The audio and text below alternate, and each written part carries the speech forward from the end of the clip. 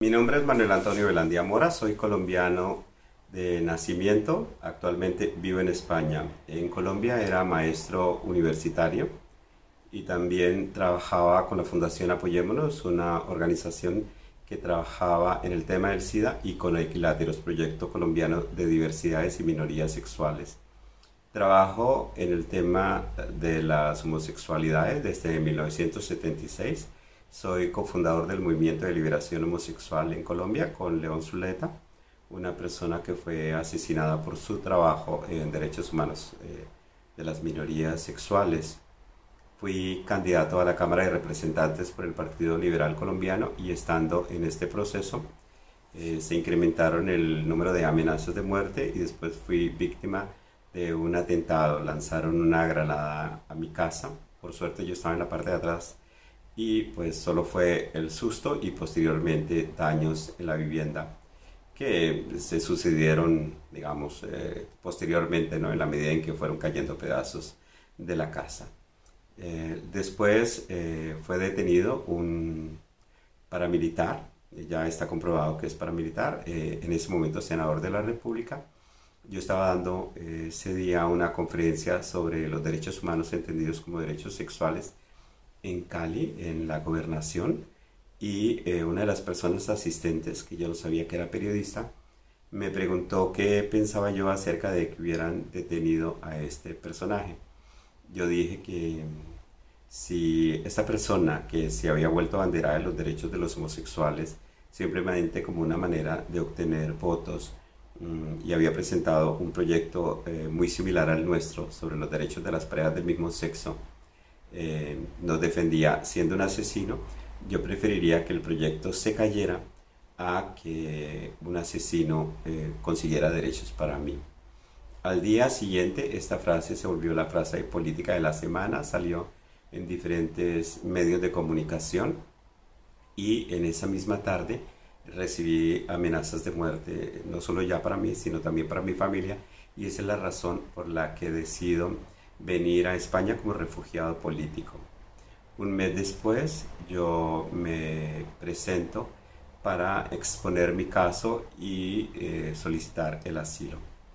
Al mes de la solicitud aceptaron mi caso y me dieron un documento de identidad español con el que se me autorizaba a trabajar, y 3 años después ya me dieron el asilo por orientación sexual.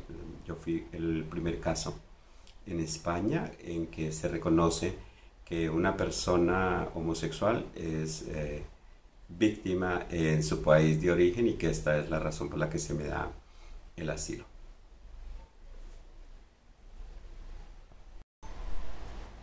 En Colombia, en la Constitución Política de 1991, el artículo número 13 se hace explícito que las personas no pueden ser discriminadas por razón de sexo.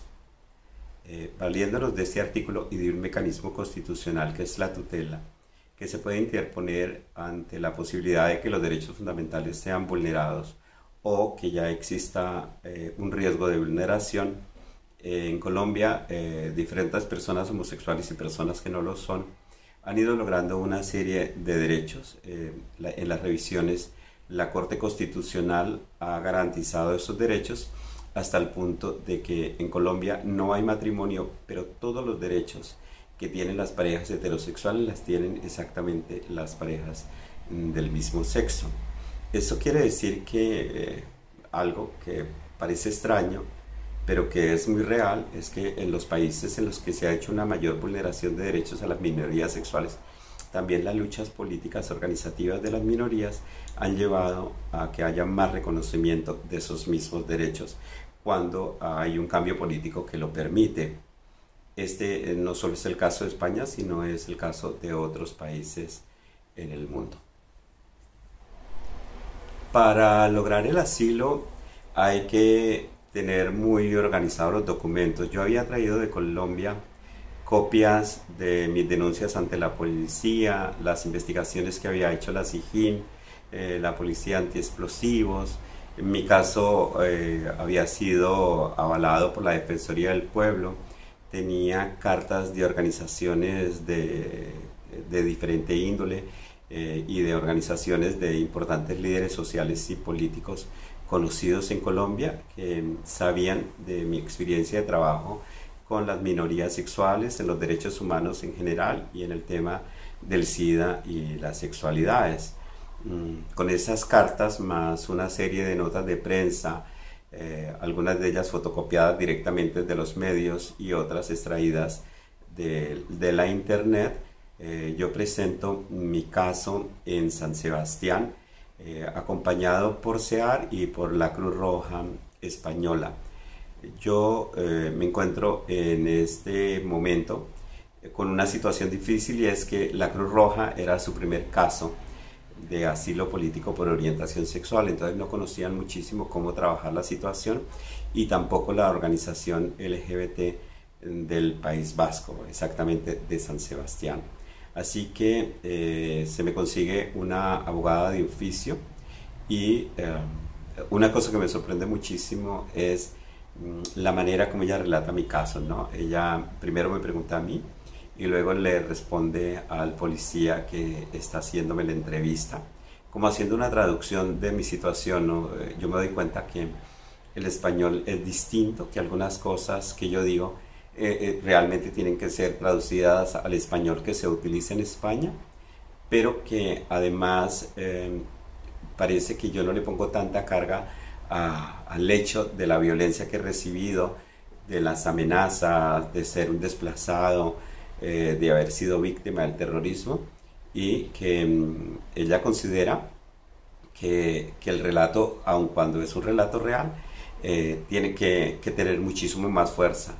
Es un aprendizaje que yo he tenido posteriormente, ya no para mi caso, pero sí para otras personas que me han pedido apoyo. Yo tengo diferentes blogs, y uno de los blogs es sobre asilo LGBT. Ahí he relatado mi caso y lo que me ha venido sucediendo después, esa experiencia de vivir como refugiado político y como asilado. Así que las personas que lo deseen pueden contar conmigo. Incluso este video posteriormente hará parte de la información que se cuelga en este blog. Mi interés es que cualquier persona, no solo colombiana, sino de cualquier lugar del mundo, que es víctima por razón de su orientación sexual, pueda encontrar documentos e informaciones que les puedan servir para preparar su caso. Pero es importante que si ustedes piensan viajar para buscar asilo, recuerden que el asilo se pide en el primer país en que usted pisa después de salir del país de origen. Y otra cosa, que usted debe tener todos los documentos que avalen su situación, de tal manera que cuando se investigue esté bien soportada.